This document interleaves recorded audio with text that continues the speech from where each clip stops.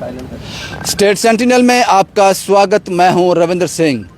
जो ये taxi driver बता रहे हैं, ये कहते हैं कि जम्मू कश्मीर में 8000 से ज़्यादा टैक्सी जो है वो इस वक्त ब्लैक लिस्ट है।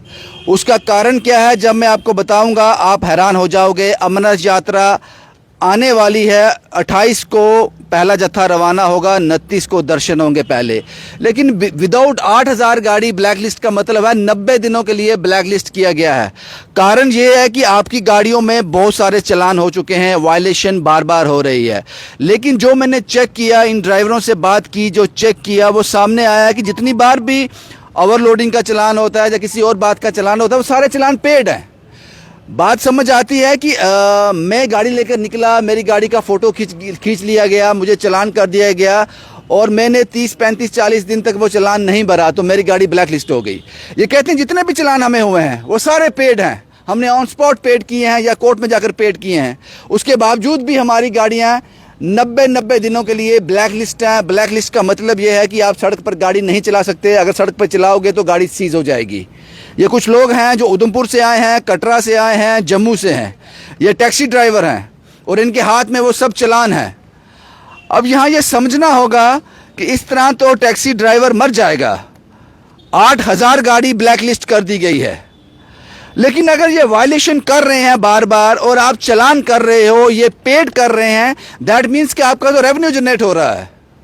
और उसके बावजूद जो कहा कि मैक्सिमम चालान जो है दूर से किए जाते हैं, जिनका हमें पता भी नहीं होता। हमें ऑनलाइन पता चलता है कि हमारी टैक्सी का चालान हो गया और हमारे पास कोई रास्ता होता नहीं है, हम पेड कर देते हैं।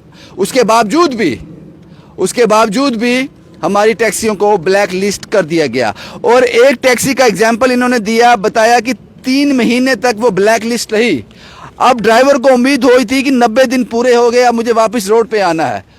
उसको दोबारा उसी पुराने चालान पे देकर अगले 90 दिनों के लिए फिर ब्लैक लिस्ट कर दिया गया, क्योंकि इन 90 दिनों में सड़क पे आई ही नहीं गाड़ी, तो चालान तो होगा नहीं फ्रेश कोई।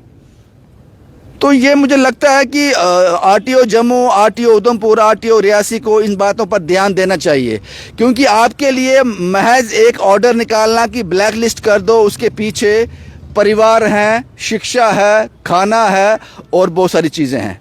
कुछ लोग हैं, उनसे बात करता हूँ। क्या नाम है साहब आपका? मेरा नाम संजय शर्मा है सर। संजय शर्मा, कहाँ से हैं आप? मैं जम्मू से हूँ भैया। क्या दिक्कत आ रही है, ये ब्लैक लिस्ट का क्या मैटर चल रहा है? भैया एक्चुअली मैं ना, हमारे जो कंपाउंड चालान थे पेड, जो हमने, जैसे हमें कोई एसओ एसआई कोई भी ट्रैफिक का पुलिसकर्मी रोकता है तो हमें समझो 200 या 400 रुपये का पेड चालान हो गया, हमने बाय हैंड पेड कर दिया।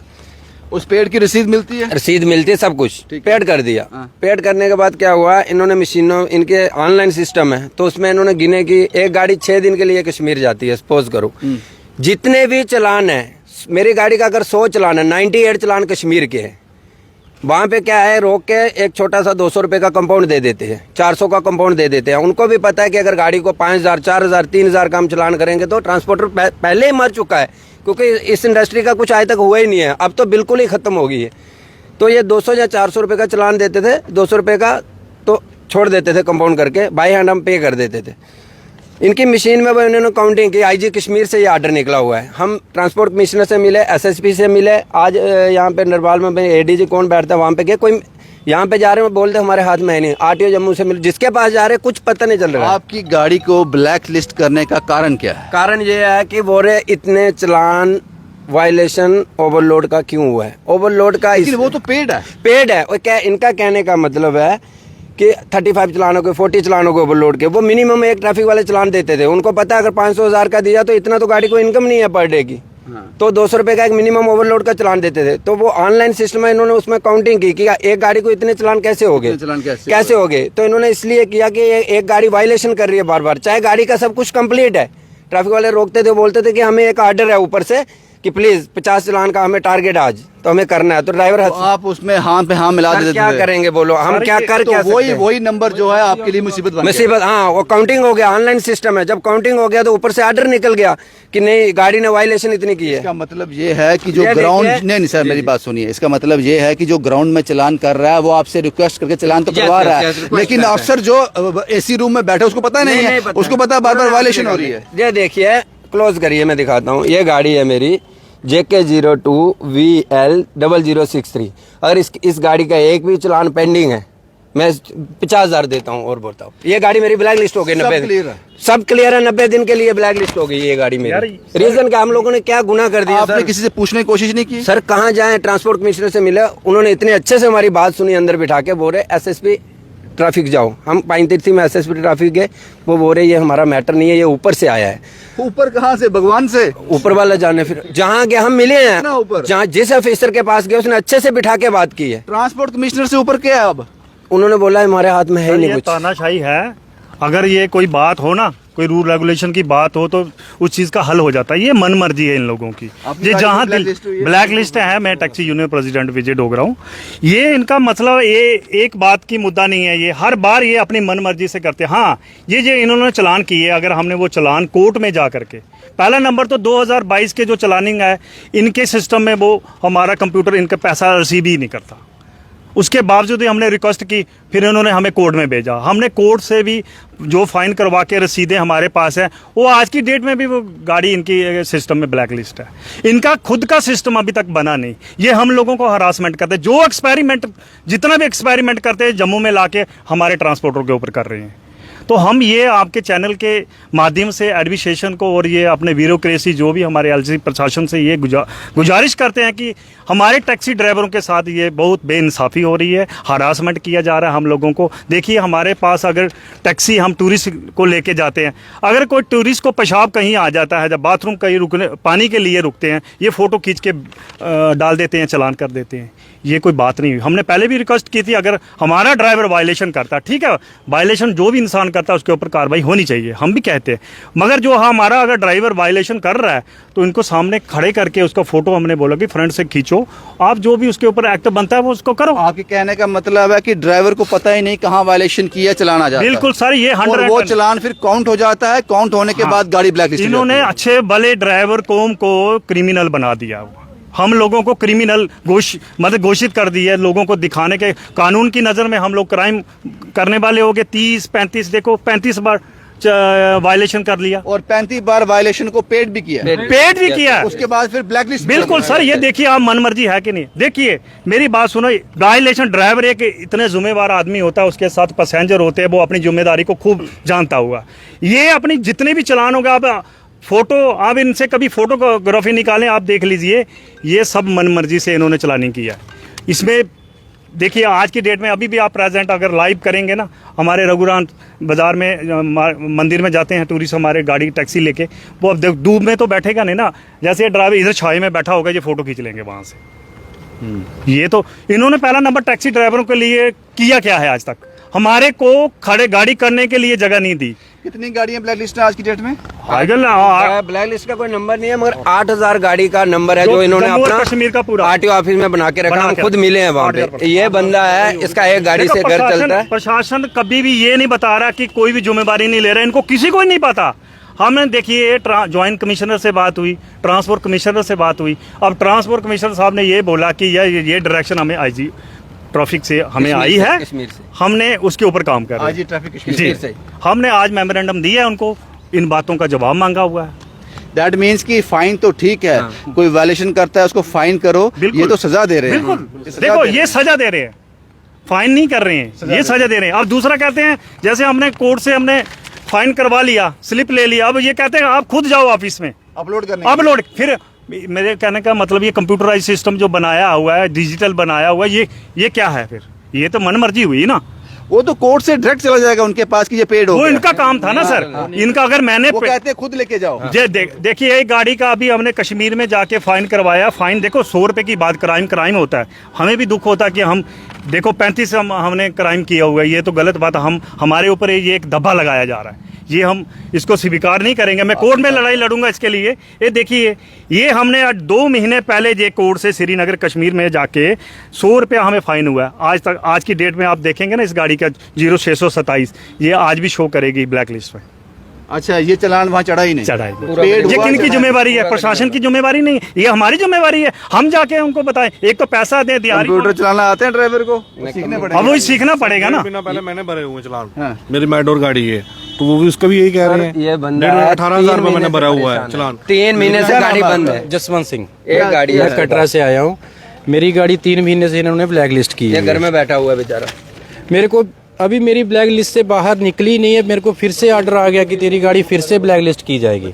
पुराना है। यानी पहले 90 दिन के लिए ब्लैक लिस्ट थी, गाड़ी घर ही खड़ी थी, वो अभी खड़ी है, घर पे खड़ी है। एक और ऑर्डर आ वो गया। गाड़ी के डॉक्यूमेंट भी ड्यू हो गया, ड्राइवर घर पे है, बैंक की इंस्टॉलमेंट मेरे को देनी है, ड्राइवर को पे देनी है, मैं कहाँ से दूंगा सर। मेरे को फिर से ऑर्डर आ गया कि तेरी गाड़ी फिर से ब्लैक लिस्ट की जाएगी, अभी वो निकली ही नहीं। पहले ब्लैक लिस्ट क्यों की थी? पहले भी इन्होंने यही बोला था कि आपने वायलेशन ज्यादा की है। अगर आपको समझा दूं, ये अगर सही ढंग से समझा ना पा रहे हो, वायलेशन हुई है मल्टीपल टाइम, उसके बाद इनकी गाड़ी को ब्लैक लिस्ट कर दिया गया 90 दिनों के लिए। 90 दिनों के लिए गाड़ी बंद थी, सड़क पे घर पे खड़ी थी। 90 दिन कंप्लीट होते हैं, इसको उम्मीद होती है कि वो सज़ा का वक्त कंप्लीट हो गया, अब गाड़ी को मैं सड़क पर लेके जाऊंगा। एक और ऑर्डर आ जाता है कि आपकी गाड़ी फिर से ब्लैक लिस्ट हो गई है। ये सवाल है। ये तो रियासी से भी है, ये तो कठुआ नंबर गाड़ी है मेरी, और दो गाड़ियां मेरी कौन पड़ता है? कठुआ में है ये मेरी, मैंने पुरानी गाड़ी खरीदी थी, कठुआ की है ये गाड़ी, और दो गाड़ियां मेरी रियासी की होगी, और मेरी वो भी ब्लैक लिस्ट है। ब्लैक लिस्ट मेरी खुद की 3 काम कैसे करते हो, खाना कैसे खा रहे हो फिर? क्या करें सर, ऐसे ही टाइम पास कर रहे हैं। जम्मू से वो भी ऐसे की है, सेम ऐसे की है। सेम परेशान है सब मेरी लोग। एक गाड़ी ब्लैक लिस्ट थी, मैंने किसी का मीडिया का सहारा नहीं लिया, मैंने किसी को नहीं बोला चलो मेरी एक गाड़ी हो गई। 3 महीने मैंने सजा भी इसकी भुगत ली, लेकिन फिर से हो गई, और 2 जो गाड़ियां घर पे थी उन वो भी ब्लैक लिस्ट हो 3 गई। महीने इन्होंने कोई और भी है यहाँ पे? ये कैमरा फेस नहीं कर पाते, ये कंप्यूटर पे बैठकर अपनी रसीदें कैसे अपलोड करेंगे, ये बात आपको समझनी पड़ेगी। क्या नाम है आपका? बंटी शर्मा सर। बंटी जी, कौन सी गाड़ी चलाते हो आप? ट्रेवलर ही है, टेम्पो। ब्लैक लिस्ट है गाड़ी? जी जी, कैसे, क्यों? यही वायलेशन के लिए, बोरे वायलेशन। फाइन भर दिया? फाइन सारे भरे हुए ये हैं। पक्की बात है, फाइन भर पक्की। दिया? फाइन सारे भरे हुए हैं, फिर भी ब्लैक फिर भी लिस्ट है? ब्लैक लिस्ट है सर। पूछा नहीं किसी से क्यों? पूछा, सभी जगह गए हैं, सभी लोग इकट्ठे होके बोलते आईजी की। जो आदमी कैमरा फेस करते हुए कांप रहा है, वो कैसे अपना चालान लेकर एसएसपी के ऑफिस जाकर उसको अपलोड करेगा? ये सवाल हैं। इन लोगों को वायलेशन के लिए आप फाइन करो, वो भुगतने के लिए तैयार हैं, लेकिन सजा मत दो। मुजरिम नहीं है ये लोग।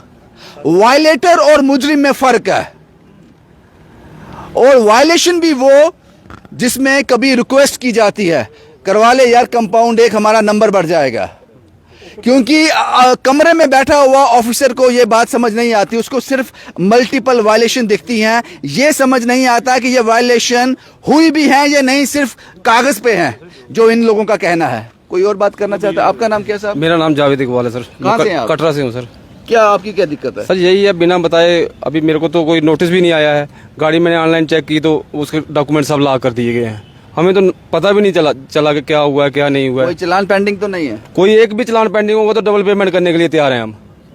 जिसके पास मर्जी जाओ, कोई सुनने के लिए राजी नहीं है। सुबह से ये तो पहले भी 2 चक्कर लगा चुके हैं हम, सुबह से बिना खाए हुए अभी तक, ये शाम का टाइम हो गया है, पानी पिया हुआ है, खाना अभी तक किसी ने कुछ नहीं खाया है। सब परेशान है। यात्रा की बुकिंग ली हुई है हमें गेस्ट ने एडवांस डाले हुए पैसे, किसी ने 2 गाड़ियों का एडवांस डाला है, किसी ने 4 गाड़ियों का एडवांस डाला है। कल उनको हम गाड़ी प्रोवाइड नहीं करेंगे तो हम पे केस हो जाएगा, उसकी भरपाई कौन कर पाएगा?